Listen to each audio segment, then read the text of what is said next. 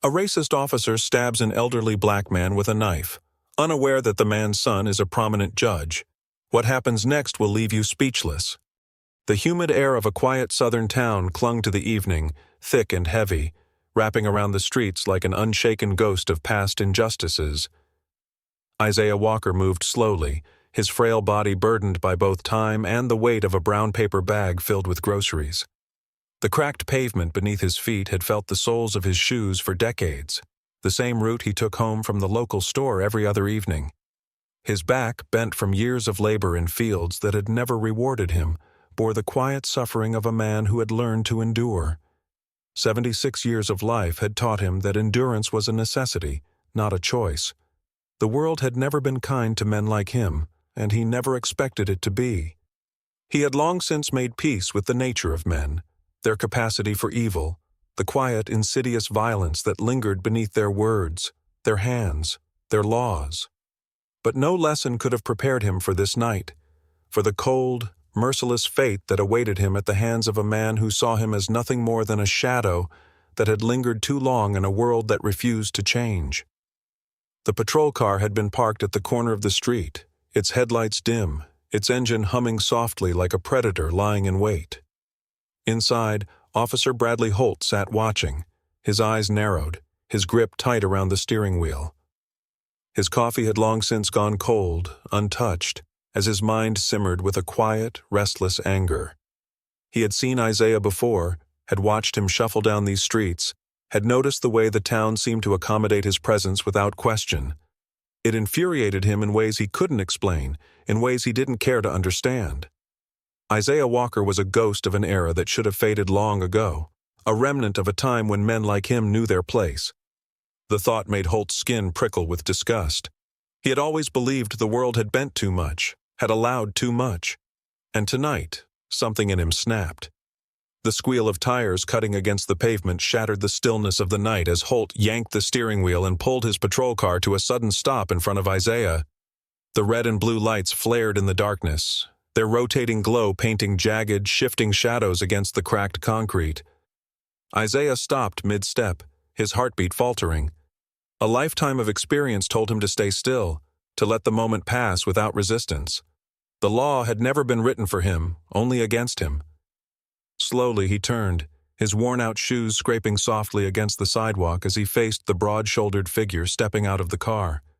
The street lamp above flickered, casting a brief light over the badge pinned to Holt's chest, its polished surface gleaming like a silent warning. Even as dread curled in his stomach, Isaiah maintained his composure. He had faced men like Holt before.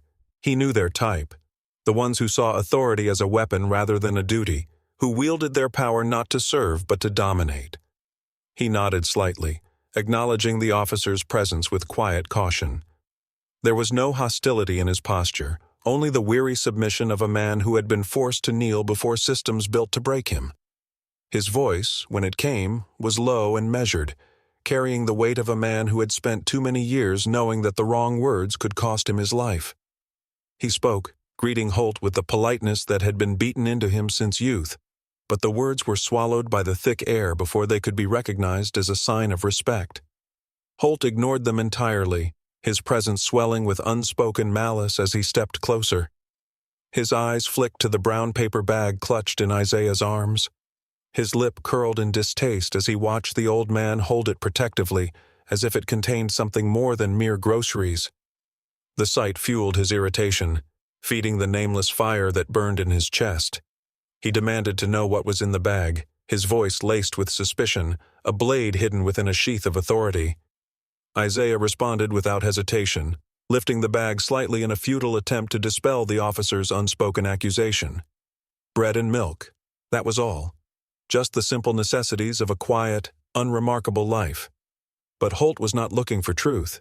He was not looking for reassurance. He was looking for control, for power, for the satisfaction that came from making another man feel small. The answer did nothing to temper the quiet rage that simmered beneath his skin. His eyes darkened as he took another step forward, his presence growing heavier, suffocating. The words that followed dripped with venom, their weight pressing down on Isaiah's shoulders like iron chains. The accusation came sharp and sudden, slicing through the night like a knife against flesh. The bag looked heavy. Was he sure he hadn't stolen something? The question was not a question at all, but an indictment wrapped in mock curiosity. It was the same suspicion that had followed Isaiah all his life, the same brand of doubt that had been carved into his skin long before Holt had ever worn a badge. Isaiah exhaled slowly, the breath trembling in his lungs. He had been through this before. He had been through worse. He assured the officer that he had paid for his items, his voice steady but cautious, laced with the careful balance of someone who knew that even innocence could be dangerous in the wrong hands.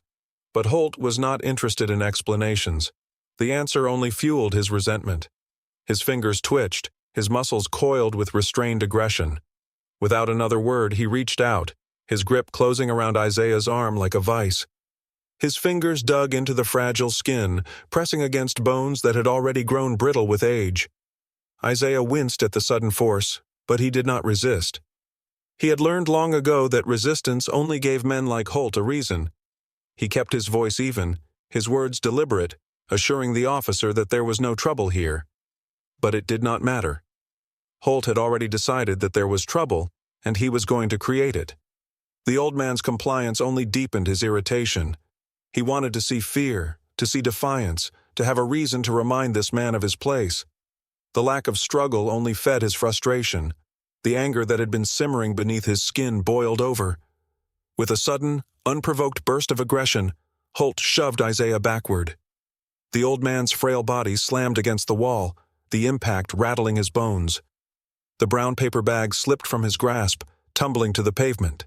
The carton of milk burst open upon impact, its contents spilling out, seeping into the cracks of the sidewalk, blending with the filth and grime of the street. The sight of it, the slow creeping spread of liquid against the concrete, made something in Holt's chest tighten. It looked too much like blood. And then, something dark, something primal, something buried deep within him, snapped. His hand moved without hesitation, without thought, drawn by an impulse too ingrained to be denied. His fingers brushed against the handle at his belt. But not the cold steel of his gun. Number. He wanted to feel it. The weight of it. The blade. The knife slid free, its edge catching the faint glow of the street lamp above. It was fast, thoughtless, a motion so practiced it felt natural, effortless. Before Isaiah could even process what was happening, before his tired body could react, the cold metal plunged into his side. The world froze in that moment. The blade sank deep, parting flesh with sickening ease. A sharp, searing pain exploded through Isaiah's body, white-hot and all-consuming. His breath caught in his throat, his mind reeling as the reality of what had just happened settled in. The pain was unlike anything he had ever known. His legs buckled, his vision blurred, the world tilting beneath him. The officer stepped back, watching, unmoved, as the old man's body wavered, then crumpled to the ground. The blood came next. Slow at first, then pooling, dark and rich, staining the pavement. Isaiah's trembling hands pressed against the wound, his fingers slick with the warmth of his own life draining from him. Holt stood above him, his expression unreadable, his grip still tight around the handle of the knife, its blade painted red. And then, without a word, without a flicker of remorse, he turned away. The pain came first, sharp and searing, like fire igniting deep within his body, spreading outward in violent, uncontrollable waves. Isaiah gasped as the sensation tore through him, his legs buckling beneath the weight of agony. The blade that had been embedded in his flesh was suddenly gone, ripped away as carelessly as it had been thrust in, leaving an empty, gaping wound. The absence of the weapon did not bring relief. Instead, it ushered in something worse, a flood of hot, sticky blood that spilled from his side, seeping into the fabric of his clothing, soaking him in the reality of what had just been done. His breath hitched as he staggered, one hand instinctively pressing against the wound, his fingers trembling as they met the slick warmth of his own lifeblood. The world around him was spinning, collapsing in on itself, the streetlights above blurring into streaks of harsh yellow and black. A deep, guttural groan escaped his lips, not from fear, but from the simple, unbearable pain of a body that had been broken with cruel intent. Holt took a step back, watching Isaiah struggle with detached amusement, as though he were observing a wounded animal, something pathetic and insignificant. There was no urgency in his movements, no flicker of regret in his eyes. The violence had come easy, as natural as breathing, and now that it was done, he felt nothing. He had been raised in a world where men like him always walked away, where the consequences of his actions would never touch him. His heartbeat was steady, unaffected. The knife, still glistening with fresh blood, felt light in his hand. He watched the old man crumble to his knees, the weight of his own body now a burden too great to bear. The sound of Isaiah's breathing was uneven, sharp and ragged, a desperate fight against the inevitable. His chest rose and fell in frantic, shallow movements, his body refusing to surrender even as his strength drained from him. His lips parted as if to speak, but the words never came. There was no use in speaking, no use in pleading. They both knew it. Holt should have called for backup. He should have reached for his radio, spun some lie, fabricated some excuse that would keep his hands clean. He should have made a call, requested an ambulance, at least pretended to care. But he didn't, because he didn't need to, because he didn't care. He had done what he had come here to do. The old man was bleeding out, and that was enough. His grip tightened around the handle of the knife for a moment before he wiped the blade against his pants, smearing the crimson stain across the dark fabric as if it were nothing more than a minor inconvenience. His fingers, still tainted with another man's life, flexed idly before he slid the knife back into its sheath. It was over. He glanced around the street, his eyes sweeping over the empty sidewalks, the dim glow of shuttered storefronts, the distant hum of a world that had not stopped for this moment. There was no one, no witnesses, just silence. The night swallowed everything whole, indifferent to the crime that had just been committed beneath its watchful gaze. He knew this street well. It was always quiet at this hour, always empty. A perfect place for a man like Isaiah to bleed unseen. The darkness did not judge, did not call for justice. It simply allowed things to happen, as it always had. Isaiah's vision blurred, his body growing weaker with each passing second. The pain was unbearable, but not unfamiliar. He had lived through pain before, had carried it with him all his life. This was just another chapter in a story that had been written long before tonight. His hands, still pressed against his side, could not stop the warm rush of blood that slipped between his fingers, soaking his skin, dripping onto the pavement below. The street beneath him, rough and uneven, felt impossibly cold against his failing limbs. He tried to move, tried to shift even slightly, but his body would not obey. The weight of his years pressed down on him, anchoring him in place. He had always known that this world was unkind, but he had not expected to die like this, alone on the pavement, under the indifferent glow of a flickering street lamp. And then, Holt walked away. Without hesitation, without looking back, he turned and left. He did not check if Isaiah was still breathing. He did not listen for the sound of a heartbeat, did not consider whether there was still a chance to save the life he had just taken. To him, it did not matter. He had done what he had intended to do, and the rest was irrelevant. The old man was nothing more than another forgotten soul, another name that would disappear beneath the weight of indifference. Holt had seen it happen before. He knew how the system worked. No one would care. No one would question. He would sleep soundly tonight, as he always did. For hours, Isaiah lay there, his body unmoving, his mind fading in and out of consciousness. The blood continued to flow, sluggish now, but relentless. It pooled beneath him, seeping into the cracks of the sidewalk, sinking into the dirt, becoming part of the very ground that had borne witness to a lifetime of struggle. The stars above remained distant, indifferent, as his breath grew shallower, more fragile.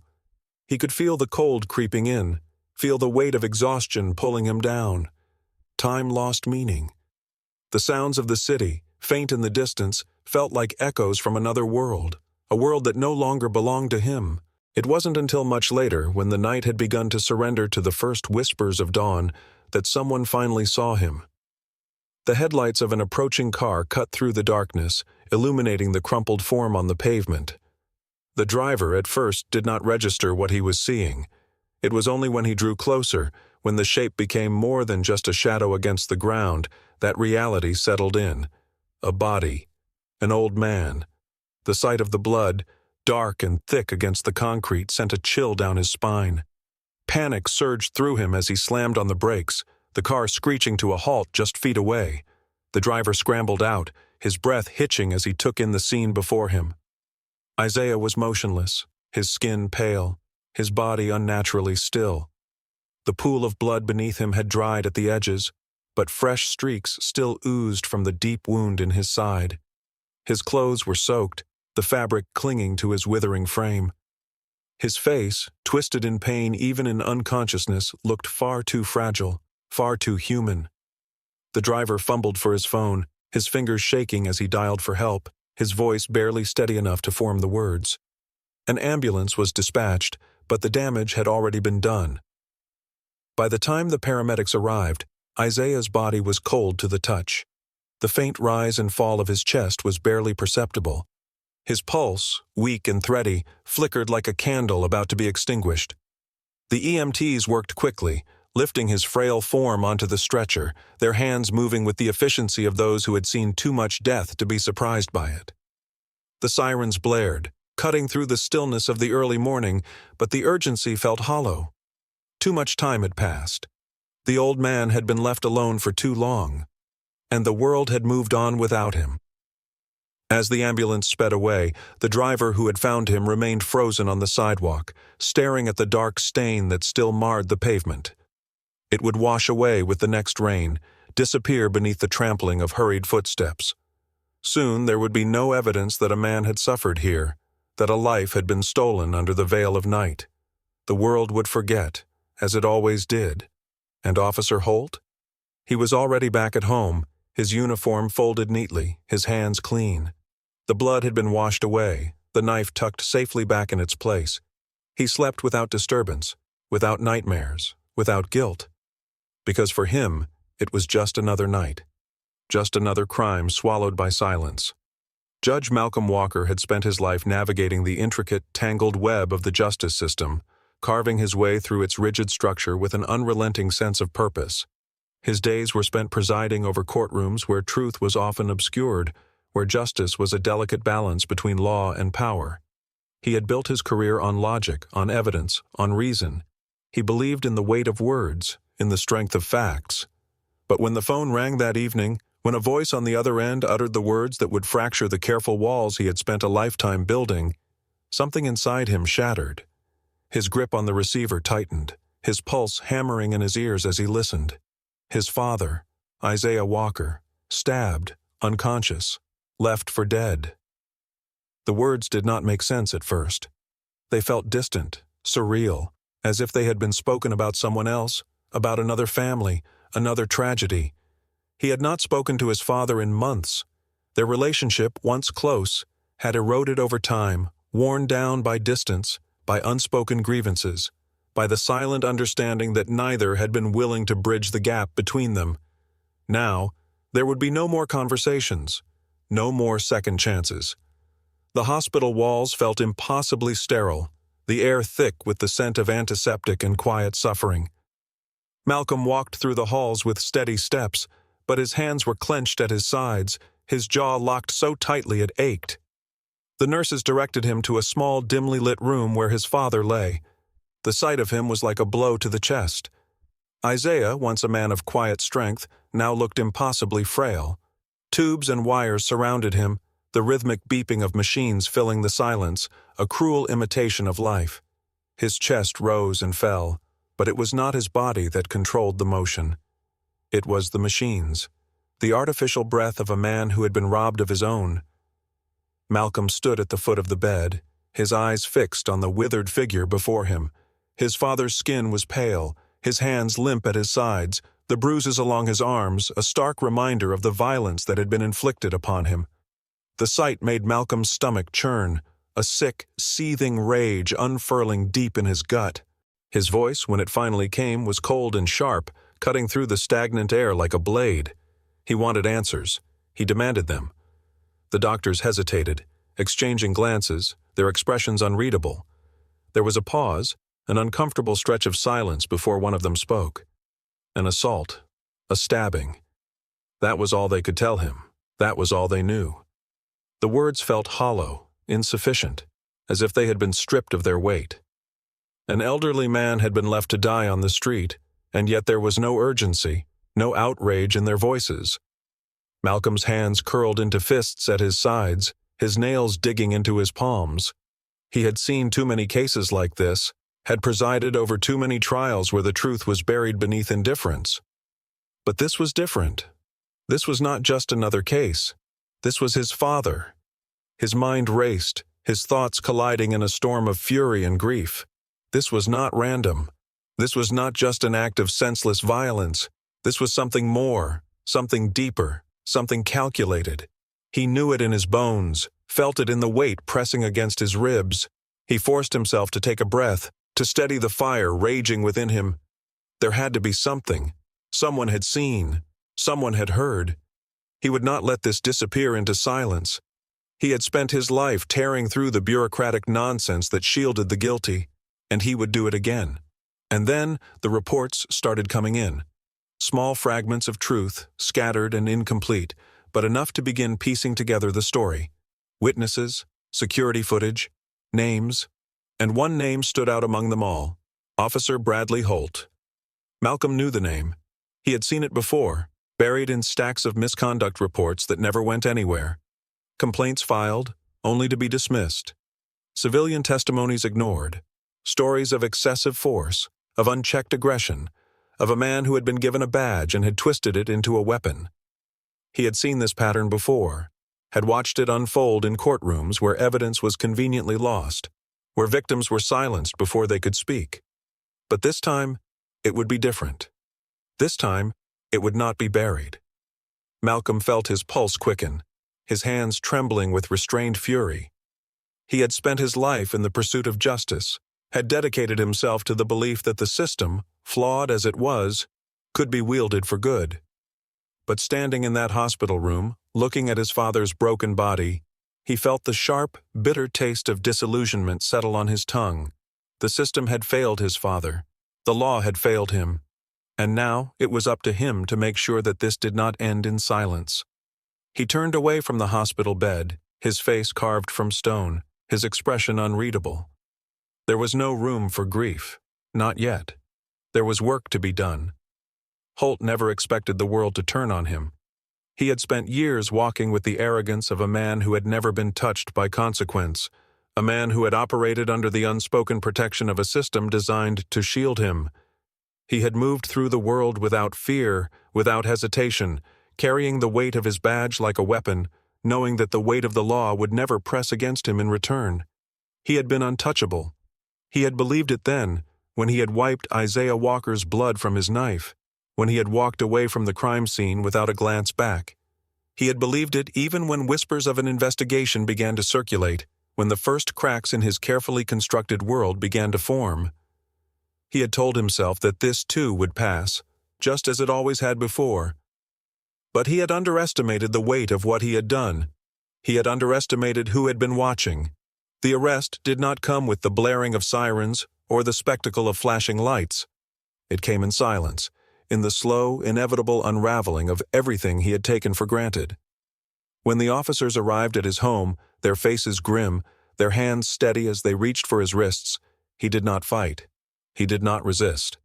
He had always been on the other side of the handcuffs, always the one tightening them around trembling wrists, always the one standing tall as another man's life collapsed before him. But now, it was his turn. The cold steel bit into his skin as his hands were pulled behind his back, the familiar weight now foreign, suffocating. He opened his mouth to speak, but no words came. His smirk, the one he had always worn like armor, faltered for the first time as realization settled in. This was real. This was happening. They took him away without ceremony. No press. No headlines screaming his name just yet. Just the quiet hum of the engine as the squad car pulled away from the curb, the city passing him by in a blur of flickering streetlights and distant voices. He had always believed that men like him could not fall. But as the precinct doors closed behind him, as his name was logged into the system, as he was stripped of the uniform that had shielded him for so long, he began to understand that the world he had built around himself was crumbling. And then came the trial. He had faced courtrooms before, had stood inside them as an enforcer of the law, had testified with ease, his words carrying weight simply because of the badge he had worn. But this time, he was the one seated at the defense table, his hands empty, his uniform gone, his authority stripped from him like dead skin. And across the room, seated high upon the bench, was the man who had ensured he would be there, Judge Malcolm Walker. Holt had heard the name before, had seen it attached to cases that had passed through the system, had dismissed it as just another bureaucratic cog in the machine he had learned to manipulate. But now, as he sat in the cold, sterile light of the courtroom, as he felt the weight of Malcolm's gaze settle on him, he understood his mistake. This was not just another case. This was not just another victim lost to the cracks in the system. This was something else entirely. This was retribution. Malcolm's voice, when it came, was measured, cold, carrying the force of a man who had spent his life mastering control. He did not raise his voice. He did not allow emotion to seep into his tone. But the weight of his words was undeniable. Holt would answer for what he had done. At first, Holt tried to smirk, to wear his arrogance like a shield, to pretend that this, too, would pass. But as the trial unfolded, as the evidence was laid bare, as the details of that night were pulled from the silence and displayed for all to see, the weight of it began to crush him. The security footage, grainy but damning, capturing the moment Isaiah Walker had been confronted, the moment he had been stabbed, the moment Holt had walked away as if nothing had happened. The forensic evidence, the knife, the blood, the footprints left in crimson-stained concrete, the witness statements, the voices of those who had seen, who had pieced together the crime that Holt had tried to bury. There was no escape. The trial moved swiftly. The world was watching now, eyes that had once ignored men like Isaiah Walker now fixated on the man who had taken his life. The verdict came with the finality of a gavel striking wood, the words heavy, irreversible, life without parole, a fate worse than death for a man who had never known the confines of a cage, for a man who had moved through life with the unshakable certainty that he was above consequence. But Malcolm knew that justice, no matter how swift, was never enough. No sentence could undo what had been done. No punishment could return the life that had been stolen. Isaiah Walker had never left that hospital. His body, too frail to fight, had succumbed to the violence inflicted upon it. His last breath had been taken in a world that had never given him peace, surrounded not by family, not by loved ones, but by the cold, unfeeling machines that had kept him tethered to life for just a little longer. No courtroom ruling could change that. No guilty verdict could erase the years of suffering, the history of men like Holt taking lives without remorse, without consequence. And Holt? He sat in a prison cell now, his back pressed against the cold concrete, his hands empty, his future nothing but a slow, suffocating decay. He had carried himself with defiance during the trial, had sneered when the cameras flashed, had met Malcolm's gaze with a silent challenge. But when the doors closed behind him, when the bars locked into place, when the world turned its back on him just as he had once turned his back on Isaiah Walker, the sneer faded. There was no escape from this, no badge to protect him, no system to shield him. He had always believed himself untouchable, but now he was nothing.